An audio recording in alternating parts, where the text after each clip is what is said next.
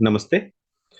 आज हम survivorship bias पे डिस्कस करेंगे और ये एक बिगर सीरीज होगी। तो this is first video of that series कि सर्वाइवरशिप बायस क्या होता है और ये हमको फाइनेंशियली कैसे इम्पैक्ट करता है। ठीक है। तो हमारा जो चैनल है which actually give you the information कि आपको फाइनेंशियली चीजें कैसे इम्पैक्ट करती हैं। ठीक है। तो व्हाट इज सर्वाइवरशिप बायस? और जनरली आप ये सोचिए कि आप दूसरों की सक्सेस स्टोरीज से क्या मोटिवेट हो जाते हैं। ठीक है, ये दोनों चीजें लिंक्ड हैं। तो मैं आपको समझाऊंगा इन डिटेल। क्या आप दूसरों की सक्सेस स्टोरी से मोटिवेट होके कुछ फाइनेंशियल डिसीजन लेते हैं? फॉर एग्जांपल, बहुत से लोग जैसे स्टॉक्स में पैसे डालते हैं, कुछ लोग रियल एस्टेट में भी डालते हैं, कुछ लोग दोस्तों को लोन पे पैसे उधार दे देते हैं, कुछ लोग बिजनेस शुरू करते हैं, कुछ लोग अकेले बिजनेस शुरू करते हैं, कुछ लोग साथ में बिजनेस शुरू करते हैं। ठीक है। कुछ लोग रॉक स्टार बनना चाहते हैं, कुछ लोग अपना बैंड खोलना चाहते हैं, कुछ लोग एकेडमी खोलना चाहते हैं, कुछ लोग राइटर बनना चाहते हैं, कुछ म्यूजिशियन बनना चाहते हैं। ठीक है। तो बहुत सारी चीजें हैं, स्मॉल इन्वेस्टमेंट से लेकर अपने ऊपर इन्वेस्टमेंट से लेकर कुछ करने तक लोग दूसरों से सीखते हैं और ये सोचते हैं कि अगर वो ये ऐसा कर सकता है तो हम भी ऐसा कर सकते हैं। तो अभी आपको कैसे इम्पैक्ट करता है हमको ये समझना पड़ेगा। अब आपको ये कौन बताएगा कि ये आपके लिए सही है या नहीं है? क्योंकि फेलियर आपको कोई नहीं सिखाता। फेलियर के ऊपर बुक्स भी नहीं लिखी जाती। क्या आपने कभी ऐसी कोई बुक्स पढ़ी है जिसका टाइटल हो कि हीरो टू जीरो, मैं गरीब कैसे बना? ऐसी कोई बुक्स आपने पढ़ी है? नहीं पढ़ता कोई। क्यों? क्योंकि ऐसी बुक्स लिखी ही नहीं जाती। कोई भी राइटर ऐसी कोई बुक नहीं लिखेगा जिसके अंदर इस तरह की इंप्रेशन आए। Generally we follow success. हम सक्सेसफुल लोगों को देखते हैं, उनकी स्टोरी राइट करते हैं, लोगों को भी उनकी स्टोरी पढ़ना होती है, इसलिए जो वही दिखता है। ठीक है।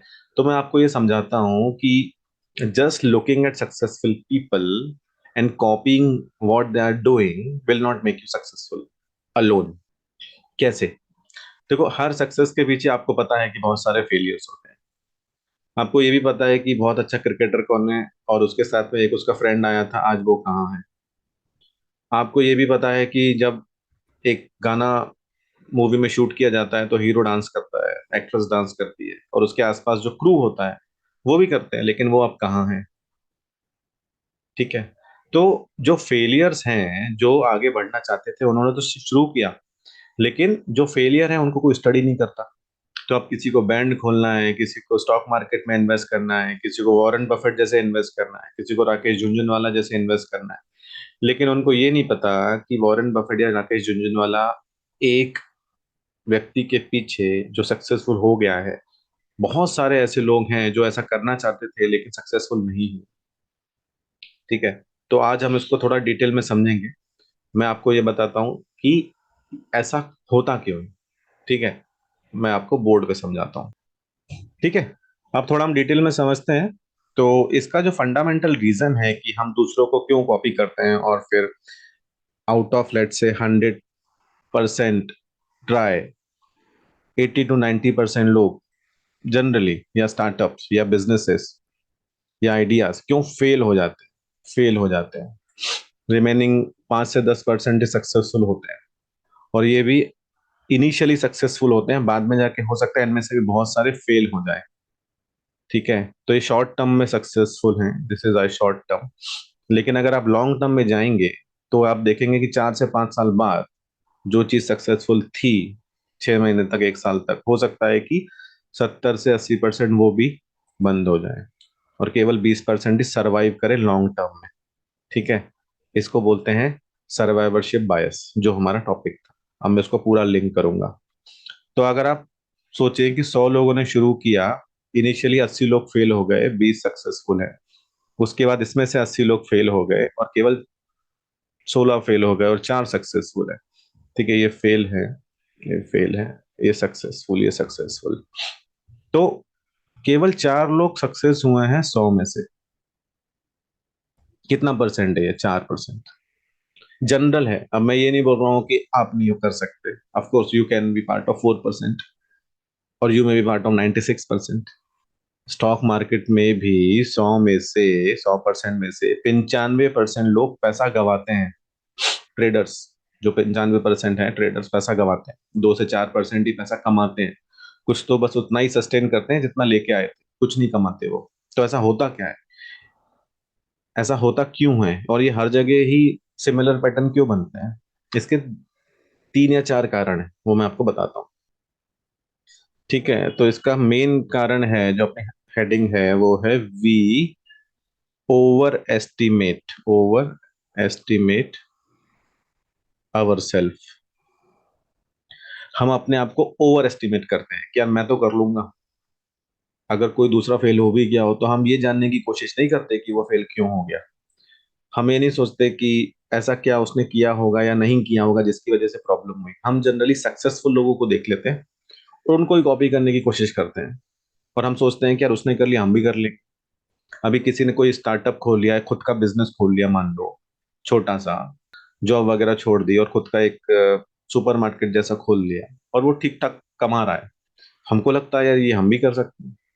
लेकिन आपको ये नहीं पता कि वो ऐसा कर रहा है, हो सकता है उसके पीछे काफी स्ट्रांग बैकिंग हो सकता है कि उसको इस तरह का नॉलेज हो सकता है वो फैमिली में पैदा हुआ हो जहाँ पर बिजनेस की समझ बचपन से दी जाती है, इसलिए वो कर पा रहा है। आप बिल्कुल नया शुरू करेंगे, आपको कुछ नहीं आता, तो शुरू के 6 महीने, 8 महीने, 1 साल, 2 साल तो स्ट्रगल ही करेंगे। उसको वो स्ट्रगल नहीं करनी, उसको पता है कैसे करना है। तो जो स्ट्रगलिंग के टाइम पे अगर आपका वर्किंग कैपिटल खत्म हो गया तो क्या होगा? ये सब कैलकुलेशन, ये सब चीजें लोग कैलकुलेशन में लेते नहीं है, ठीक है, विच आर प्रैक्टिकल एक्सपीरियंसेस। तो क्या करते हैं हम, we over estimate our self. हम ओवर एस्टिमेट किस चीजों में करते हैं? कैपेसिटी में, लक में, चांस में, ठीक है। And we don't study failures, ठीक है। ये मेन रीजन है। ठीक है, हम सोचते हैं कि हमारी बहुत कैपेसिटी है, तो अभी मैंने मान ली कि चलो कोई बिजनेस है, मैंने 5 से 10 लाख रुपए इकट्ठा कर लिया है, तो मैं तो कर जाऊंगा उसको। लेकिन आपको पता चलता है कि हम लोगों ने जो एस्टिमेट किया था वो तो 4 महीने में ही खत्म हो गया पूरा पैसा। अभी तक रेवेन्यू आ नहीं रहा है, कस्टमर ज्यादा है नहीं, नेट प्रॉफिट आ नहीं रहा, अभी मुझे खर्चा चलाने के लिए लोन लेना पड़ेगा, मेरा इनिशियल इन्वेस्टमेंट तो गलत हो गया, कैलकुलेशन गलत हो गई उसकी। या फिर कैलकुलेशन ठीक भी थी तो और ज्यादा टाइम लग रहा है आपको नेट प्रॉफिट कमाने में, नेट प्रॉफिट कमाने में आपको टाइम लग रहा है, ठीक है।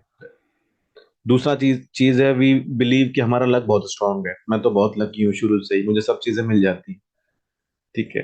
तो उस वजह से भी लोग सोचते हैं कि हम कर लेंगे। तीसरा, लोग सोचते हैं कि मेरे चांसेस बहुत हाई है सक्सेस होने के, बिकॉज मुझे सब आता है। अभी हमने देखा कि chances of success is generally 4%, ठीक है। ये बहुत सिंपल पैटर्न है, ये कोई हार्ड एंड फास्ट रूल नहीं है, ठीक है। ये ज्यादा भी हो सकते हैं, कम भी हो सकते हैं, कम भी हो सकते हैं, लेकिन मोटा मोटा 4%। अभी आप देखो कि अब किसी को लगेगा कि मैं तो ये कर लूंगा, और करने में वो अपने चांसेस हमेशा 50% के ऊपर ही मानता है। कोई ये नहीं कहता कि मेरा फेलियर का चांस ज्यादा है, सक्सेस का चांस कम है, कोई नहीं कहता। लेकिन in reality your failure chances are much more than your successful chances, क्योंकि आप इसमें कंपटीशन को तो भूल जाते हैं। एक कंपटीशन होता है वो भूल जाते हैं, सप्लाई चेन होता है वो भूल जाते हैं, कस्टमर को आप जनरली भूल जाते हैं, आप सोचते हैं कि कस्टमर अपने आप आ जाएगा, ठीक है। फिर होती है मार्केटिंग भी होती है इसमें, ठीक है। फिर वर्किंग कैपिटल भी होती है, ठीक है। और आपने लोन ले लिया हो तो आपको इंटरेस्ट भी देना पड़ेगा, इंटरेस्ट भी देना पड़ेगा, ठीक है। फिर आपने अगर रेंट पे किया हो तो रेंटल जाएगा, फिर अगर उसने रेंट वाले ने आपको उस दुकान से हटा दिया तो आपको दूसरी जगह पूरा सेटअप करना पड़ेगा। तो it is not that easy to start a new venture. और ये सब चीजें बहुतों को पहले से पता होती हैं, इसलिए वो सक्सेसफुल होने के चांसेस उन लोगों के ज्यादा होते हैं। और हमको लगता है कि दूसरा कर सकता है तो मैं भी कर सकता हूँ। अब इंपॉर्टेंट पॉइंट ये क्या है कि हम लोग फेलियर को स्टडी नहीं करते। That is the biggest challenge and biggest problem. तो होता क्या है कि हम फेलियर को स्टडी जनरली करते नहीं है। अब अगर आप फेलियर को स्टडी करेंगे तो आप नोटिस करेंगे कि जो फेल हो गया इंसान, उसके अंदर भी हो सकता है सेम क्वालिटीज हैं या थी जो सक्सेसफुल इंसान के अंदर है। हो सकता है उस टाइम सर्कमस्टांसेस ऐसे ना हो, हो सकता है कि कैपिटल, पैसा, plan, technique, supply chain, knowledge, understanding, execution सब सेम किया दो लोगों ने, फिर भी एक फेल हो गया, एक पास हो गया, एक सक्सेस हो गया। क्यों? ये कोई नहीं जानता। ये आपको फेलियर वाला भी नहीं बता सकता और सक्सेस वाला भी नहीं बता सकता कि वो सक्सेसफुल हो क्यों गया। फेलियर वाला आपको ये बता देगा कि मैं फेल क्यों हो गया, और सक्सेसफुल आदमी क्यों हो गया ये कहानी बनाता है। उसको भी नहीं पता, उसको बस अपने एक्सपीरियंसेस से कुछ निचोड़ के आपको बताना होता है।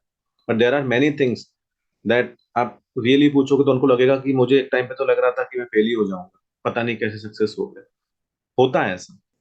तो we need to study failures also. अब इसमें एक एग्जाम्पल है, आपको मैं स्टोरी सुनाता हूँ, जो है अब्राहम वर्ल्ड की। अब ये है WW2, मतलब वर्ल्ड वॉर सेकेंड की स्टोरी, जहां पर एयरप्लेन जाते थे एनिमी टेरिटरी में। प्लेन जाते थे एनिमी के पास अटैक करने, और उसमें से बहुत सारे प्लेन आते ही नहीं थे वापस, गिरा दिए जाते थे। मान के चलो 100 में से 60-70 प्लेन वापस नहीं आते थे, और 30 ही वापस आते थे। तो तो अभी इन अब्राहम वॉल्ड जी ने क्या स्टडी किया कि जो 30% प्लेन वापस आ रहे हैं उनको जहां जहां गोली लगी है वहां पर एक आर्मर लगा दिया जाए, मतलब एक शील्ड लगा दी जाए जिससे गोली न लगे। तो किसी प्लेन के विंग्स पे गोली लगी थी, किसी प्लेन के नोज पे गोली लगी थी, किसी प्लेन के टेल में गोली लगी थी। तो उन्होंने हर जगह देखा जहां जहां गोलियां ज्यादा लगी हैं, और उन्होंने उसको शील्ड लगा दी लोहे की, जिससे कि गोली ना लगे। अब उससे हो क्या गया, वो प्लेन भारी हो गया। भारी हो गया तो उड़ नहीं पा रहा ढंग से, मुड़ नहीं पा रहा, तो और गोलियां लग रही थी उसको। ठीक है। फिर उन्होंने सोचा कि क्यों ना जो प्लेन वापस नहीं आ रहे हैं उनको स्टडी किया जाए। तो जब उन्होंने उन 60% प्लेन को देखा, या जो भी नंबर हो उस टाइम पे, 50%, 40% जो वापस नहीं आ रहे हैं, आई एम नॉट क्लेमिंग कि नंबर्स करेक्ट होंगे, आप नंबर्स में मत जाइए, आप कंसेप्ट समझिए। ठीक है।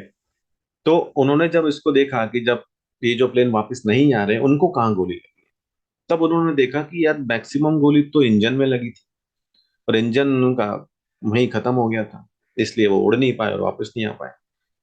इस एनालिसिस से, इस एक सिंपल पॉइंट से, इंजन को उन्होंने ज्यादा आर्म किया, ज्यादा शील्ड दी। अभी सक्सेस बढ़ गई प्लेन के वापस आने की, क्योंकि अब वो ज्यादा हैंडल कर पाते थे गोलियों को, इंजन खराब नहीं होता था और वापस आ जाते थे।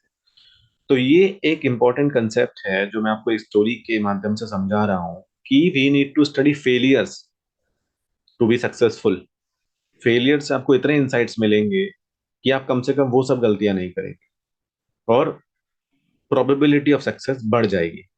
तो ये है कंसेप्ट सर्वाइवरशिप बायस का, कि हम लोग सर्वाइवरशिप बायस को अब क्रक्स में समझते हैं, कि हम उन लोगों पे या उन चीजों पे फोकस करते हैं जो आज तक चली आ रही हैं, जो फेल नहीं हुई।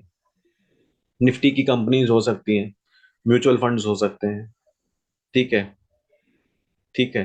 तो वो कंपनीज चली आ रही हैं, आज तक वो बंद नहीं हुई, वो पिछले 30-40 साल से एग्जिस्ट करती हैं, तो उसने अच्छा रिटर्न दिया। लेकिन ऐसी बहुत सारी कंपनीज हैं जो बीच में ही खत्म हो गई, बैंकरप्ट हो गई, सरवाइव ही नहीं कर पाई। तो जो सरवाइव कर जाती है कंपनी, उसको सर्वाइवर बोलते हैं, और इस कंसेप्ट बोलते हैं सर्वाइवरशिप बायस। अब ये कंपनी में भी लगेगा, या आपका बिजनेस में भी लगेगा, ये आपकी कंट्रीज में भी लगता है, या हर जगह लगेगा।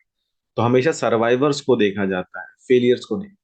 तो आप जब भी इन्वेस्टमेंट करें, अभी मेरे नेक्स्ट वीडियो इन्वेस्टमेंट पे ही रहेंगे, I will continue the survivorship bias concept, कि निफ्टी 50 में, सेंसेक्स में सर्वाइवरशिप बायस हम कैसे देखते हैं, म्यूचुअल फंड में हम सर्वाइवरशिप बायस कैसे देखते हैं। सर्वाइवरशिप बायस अगर आपने फॉलो नहीं की तो आपको क्या इम्पेक्ट हो सकते हैं, ये अभी नेक्स्ट वीडियोस में आपको बताऊंगा। तो stay tune, and I hope you like this video. और आपको अच्छा लगा हो तो प्लीज कमेंट करें, सब्सक्राइब करें, शेयर करें, और ऑफ कोर्स लाइक तो करें। और अगर अच्छा लगता है तो please do let me know by your comment कि आपको और क्या वीडियोस देखना है। ठीक है। तो thank you, have a nice day.